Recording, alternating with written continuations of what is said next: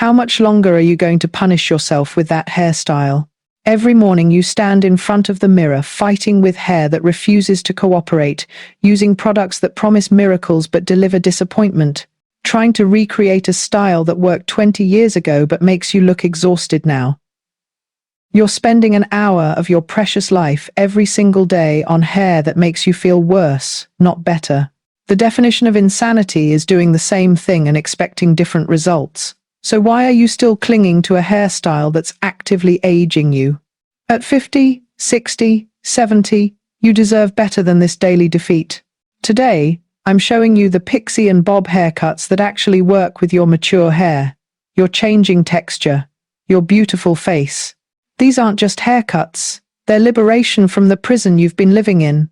I'm Sarah, and for over 15 years I've specialized in transforming women over 50. And I can tell you with absolute certainty that the right haircut changes everything. Not just how you look, but how you move through the world, how you hold your head up, how you let people photograph you, how you show up for your own life. I've seen women walk into my salon defeated, wearing the same hairstyle they've had since their 30 seconds, convinced that change is too risky. And I've watched those same women walk out looking 10 years younger, feeling 20 years more confident, wondering why they suffered for so long. Here's what most stylists won't tell you. That safe hairstyle you're clinging to? It's the least safe choice you could make. It's dragging down your features, emphasizing thinning, making you look tired even when you're not. Meanwhile, the cuts you think are too bold or too young for you are actually the ones that would make you look most vibrant and alive. Today, I'm sharing the most beautiful Pixie and Bob haircuts specifically designed for women over 50.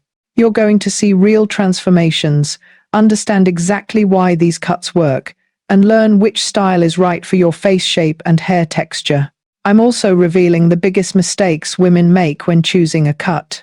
Mistakes that age you instead of rejuvenate you. But before we dive in, hit that subscribe button and turn on notifications, because I'm dropping transformation secrets every week that will change how you see yourself. Don't miss a single one. Your future self is counting on you. Let me tell you about Margaret. She's 58, a retired teacher, and when she first contacted me, she sent a message that I'll never forget. It said, "I need help, but I'm probably beyond it." Beyond it. As if there's an expiration date on deserving to feel beautiful.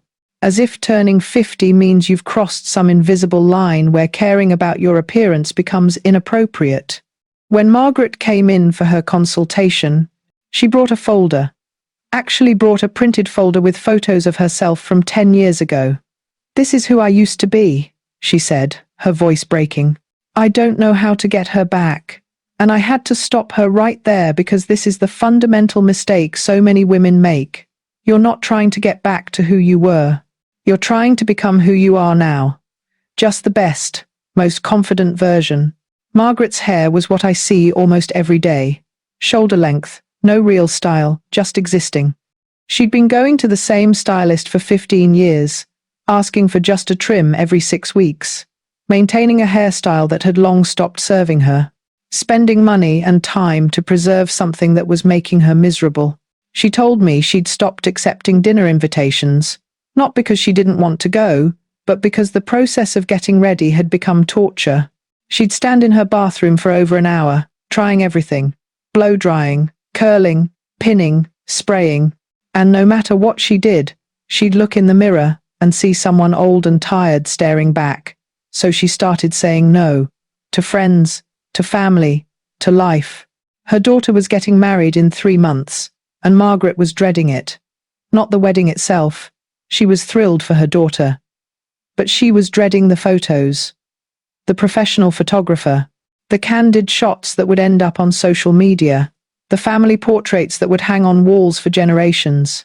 She didn't want to be the frumpy mother of the bride that people politely smile at in photos. This broke my heart because Margaret is stunning. Beautiful bone structure, gorgeous eyes, a warm smile that lights up a room when she's not self-conscious. But her hair was hiding all of it, literally covering her best features with lifeless, thinning layers that dragged everything downward. We talked for almost 2 hours about her fears. She was terrified of going too short. "What if I look like a man?" she asked. This fear is so common, and it's so deeply rooted in outdated ideas about femininity and hair length. As if your worth as a woman is measured in inches of hair, as if short hair somehow erases your identity. She was also terrified of people's reactions. What if everyone thinks I'm going through a crisis? Because apparently, when a woman over 50 changes her hair dramatically, people assume it's a breakdown rather than a breakthrough. When a 5-year-old does it, she's being adventurous. When a 5-year-old does it, she must be going through something. But here's what Margaret was really afraid of: hope. She was afraid to hope that things could be different. Because hope is dangerous when you've been disappointed so many times. What if she tried something new and still hated how she looked? At least with her current hairstyle, she knew what to expect. Misery is comfortable when it's familiar. I showed Margaret photos of transformations I'd done. Women her age, her hair texture, her face shape. Before and afters that proved what I was telling her wasn't just empty promises. And I watched her face change as she looked through them. The resistance started to soften. The fear started to give way to possibility. We decided on a bob. Not just any bob, but a carefully layered bob that would work with her hair, not against it. Cut to just below her chin, with face-framing layers that would lift her features. Shorter in the back to create volume and remove weight.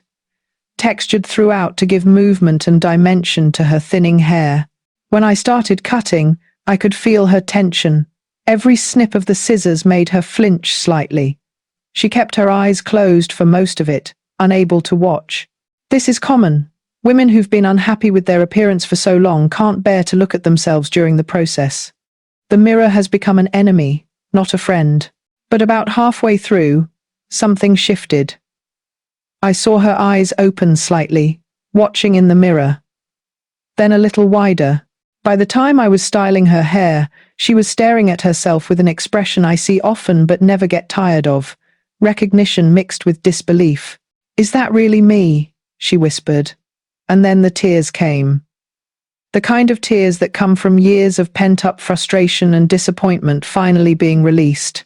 The kind of tears that happen when you see yourself, really see yourself, for the first time in years. The bob had transformed her face completely. Her cheekbones were suddenly visible, defined by the face-framing layers.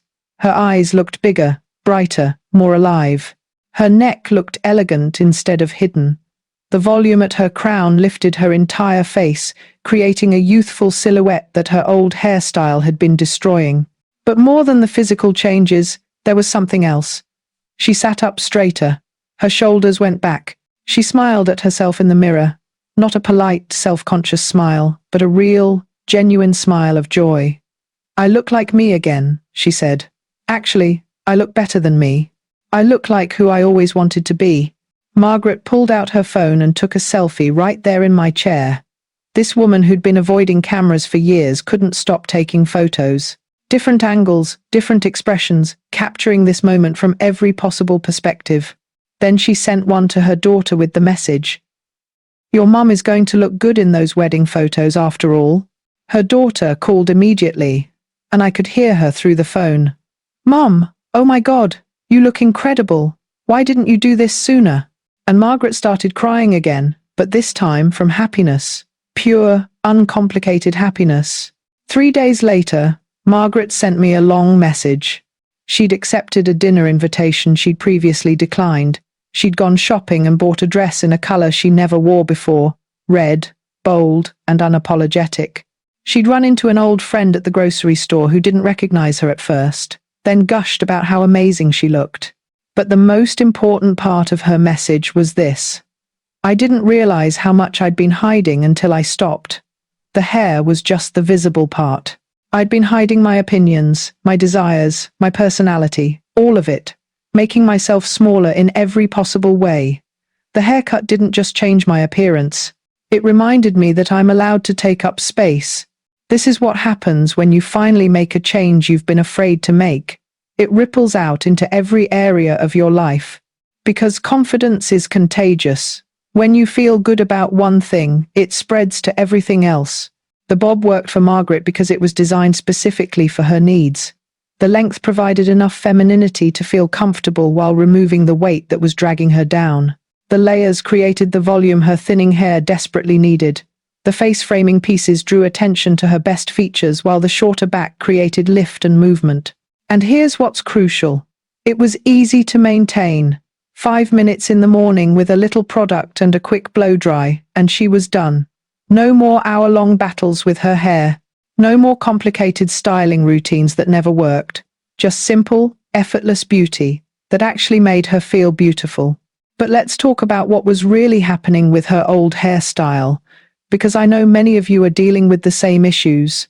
That shoulder length, one-length hair was the worst possible choice for thinning, aging hair. All the weight was pulling downward, making the thinning more obvious, and dragging her facial features down with it. There was no movement, no dimension, no life. Just flat, lifeless strands that absorbed light instead of reflecting it. And because there were no layers, there was no way to create volume. She was fighting gravity every single day and losing. The length was also wrong for her face shape. It hit right at her jawline, which is the one place you never want hair to end if you're concerned about jowls or a softening jawline. It drew the eye directly to the area she was most self-conscious about. And the lack of any real style meant there was nothing to frame her face, nothing to direct the eye upward, nothing to create the illusion of lift and structure. It was just there, taking up space but adding nothing positive. The layered bob changed all of this. By removing the weight and adding strategic layers, we created volume and movement that made her hair look twice as thick. The face-framing layers directed the eye upward toward her eyes and cheekbones instead of downward toward her jaw. The length, just below the chin, hit at the most flattering point, creating a beautiful silhouette. At Margaret's daughter's wedding, she sent me photos throughout the day. Professional shots where she looked radiant and confident. Candid moments where she was actually laughing instead of trying to hide. Group photos where she stood in the front instead of the back. And one photo in particular that she captioned, "This is the mother of the bride I always wanted to be." But here's what really gets me. 6 months later, Margaret sent another message. She'd started dating again after being single for 8 years. She'd joined a book club. She'd signed up for painting classes. She'd reconnected with friends she'd lost touch with. All because a haircut reminded her that she deserved to live fully, not just exist quietly. Your hairstyle is either opening doors or closing them. It's either giving you confidence or stealing it. It's either making you want to participate in life or hide from it. There's no neutral ground here. And I know what you're thinking. You're thinking about all the reasons why you can't make a change. Your hair is too thin. Your face is too round. You're too old. It's too drastic. What will people think? What if you hate it? But here's the truth. You already hate your current situation. You already avoid mirrors and photos. You already feel invisible and overlooked. What exactly are you protecting by staying the same? The only thing you're protecting is your fear. The Pixie and Bob aren't just hairstyles. They're declarations. They're you saying to the world and to yourself, "I'm still here. I still matter. I refuse to disappear just because I've accumulated some birthdays." These cuts work because they're designed for real women with real hair, dealing with real aging, not magazine models with professional styling teams. If Margaret's story resonated with you, subscribe and turn on notifications. I'm sharing more transformations every week. Comment, "I'm ready," if you're done hiding. Screenshot the transformations you love and take them to your stylist. You deserve to feel beautiful at 50, 60, 70, and beyond. This is your life. Show up for it.